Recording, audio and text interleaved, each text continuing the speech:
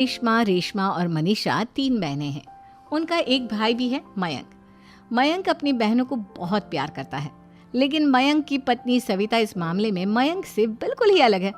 वो अपनी ननदों का जितना बुरा कर सकती है उतना बुरा करती ही रहती है और अपनी ननदों पर हुक्म भी चलाती है। करिश्मा, करिश्मा, तुमने अभी तक नाश्ता नहीं बनाया?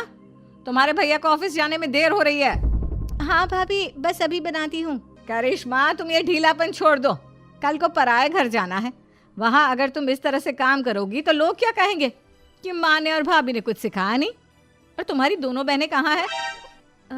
रेशमा मार्केट गई है और मनीषा सो रही है। क्या? सुबह के 8 बज रहे हैं और ये महारानी अभी भी सो रही है? ये कहते हुए सविता अपनी सास दुर्गा देवी के पास जाती है। माँ जी, देख रही हो अपनी बेटियों के तौर तरीके? क्या हुआ बहू, सुबह सुबह क्या कर दिया मेरी बेटियों ने? अरे एक तो अभी अभी उठकर किचन में गई है, दूसरी सुबह सुबह बाहर चली गई और तीसरी अभी तक सो रही है। क्या करूं मैं इन तीनों का, मैं तो परेशान हो गई हूँ। जा जाकर उठा उसे और रेशमा से मैं बात करती हूँ। सविता सीधा मनीषा के कमरे में जाती है और उससे कहती है, महारानी जल्दी उठो, सूरज सर पर आ गया है। भाभी थोड़ी देर और सोने दो ना, मैं रात को लेट सोई थी। वो क्या ना, यूनिट टेस्ट चल रहे हैं। शराफत से उठती है या नहीं, या फिर पानी की भरी बाल्टी डालूं तेरे ऊपर? नहीं भाभी, मुझे बिस्तर में नहीं नहाना, उठती हूँ मैं। मनीषा जल्दी से उठकर बाथरूम में चली जाती है। सभी आराम से बैठकर नाश्ता कर रहे होते कि तभी रेशमा बाजार से हाथ में सामान लिए आ जाती है। रेशमा को देखते ही सविता उस पर बरस पड़ती है। लो, आ गई महारानी। ऐसा भी क्या सामान लाना था जो सुबह आंख मलते ही बाजार की तरफ रवाना हो गई? भाभी, कल आप ही तो चीख रही थी कि घर का सारा सामान मुझे ही लाना पड़ता है, घर में किसी को भी किसी काम से कोई लेना देना नहीं है। अब मैं बाजार जाकर सामान ले आई तो आपको इस बात से भी तकलीफ हो रही है? देख रही हो माँ जी, अपनी बेटी की जुबान कैंची से भी तेज चलती है। और मयंक, आप तो कुछ कहेंगे नहीं अपनी लाडली बहन को। रेशमा, अपनी भाभी से ऐसे बात नहीं करते। चलो माफी मांगो। भैया, मैं क्यों माफी मांगू? आप भाभी से बोलिए ना कि हम पर कम हुक्म चलाया करे। हम इस घर की बेटियां हैं और आपकी पत्नी की ननद है, नौकरानी नहीं। लो कर लो बात। इनकी भलाई के लिए कुछ भी बोलो तो इन्हें बुरा लग जाता है। इस घर में यही इज्जत है मेरी। देख लो माँ जी, आपकी बेटी किस लहजे में मुझसे बात कर रही है। सविता वहां से चली जाती है। मयंक को बहुत गुस्सा आता है, वो भी वहां से चला जाता है। फिर करिश्मा रेशमा को समझाती है, रेशमा, तुम्हें भाभी से माफी मांग लेनी चाहिए थी ना। लेकिन दीदी, मैंने कुछ किया ही नहीं, तो मैं माफी क्यों मांगू? हाँ करिश्मा दीदी, रेशमा दीदी जैसे ही घर में आई भाभी ही उन पर चिल्ला रही थी। हाँ, मैं मानती हूँ कि गलती भाभी की थी। मैं तो इसलिए बोल रही हूँ कि भाभी ने माँ को तो पूरी तरह अपने वश में कर लिया है। वो हमारी बात सुनती ही नहीं। मयंक भैया हमारे लिए हमेशा खड़े रहते हैं, इसलिए उनकी बात का मान तो तुम्हें रखना चाहिए था ना। कोई फायदा नहीं दीदी, कुछ दिनों की बात और है, भाभी उन्हें भी हमारे खिलाफ भड़का देंगी। फिर वो भी माँ की तरह हमारी किसी बात का विश्वास नहीं करेंगे। इसी तरह सविता अपनी तीनों ननदों को किसी न किसी बात पर परेशान करती रहती थी। एक दिन मयंक अपनी तीनों बहनों के लिए गिफ्ट लाया।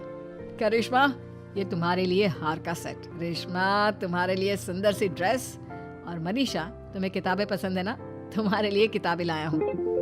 थैंक यू भैया। थैंक यू भैया। थैंक यू भैया।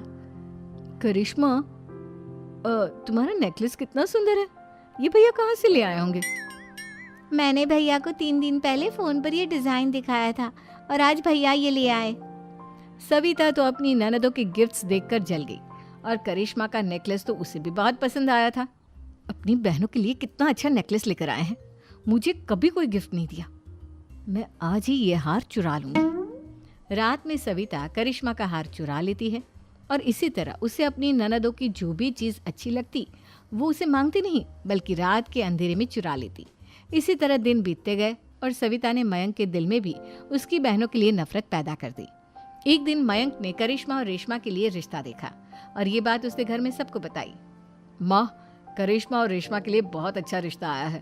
वो लोग कल इन्हें देखने आ रहे हैं। आप और सविता मिलकर सारी तैयारी कर लेना। ये सुनकर करिश्मा और रेशमा खुश हो जाती हैं, लेकिन सविता सोचती है, अगर इन दोनों बहनों की शादी हो गई तो घर और बाहर का काम कौन करेगा? मनीषा तो एक नंबर की कामचोर है, उससे तो किसी बात की उम्मीद लगाना ही बेकार है। मुझे इस शादी को रोकना होगा। अगले दिन सभी लड़के वालों के स्वागत की तैयारी करने में लगे होते हैं। तभी मयंक अपनी बहनों से आकर कहता है, तैयार हो गई तुम दोनों? देखो दोनों लड़के बहुत अच्छे हैं, मैं कोई कसर नहीं छोड़ना चाहता, इसलिए तुम उनके सामने अच्छे से बिहेव करना और अपनी भाभी से लड़ने मत लग जाना। करिश्मा, तुम वो नेकलेस पहन लो ना जो मैं तुम्हारे लिए लाया था। भैया मैं बहुत देर से वो नेकलेस ढूंढ रही हूँ, लेकिन मुझे मिल ही नहीं रहा। क्या तुमने नेकलेस खो दिया? तुम्हें पता भी है वो कितना महंगा था? तुम कोई काम ढंग से नहीं कर सकती। मयंक गुस्से में वहां से चला जाता है। थोड़ी देर बाद लड़के वाले भी आ जाते हैं। वो दोनों बहनों को पसंद कर लेते हैं और रिश्ता पक्का हो जाता है।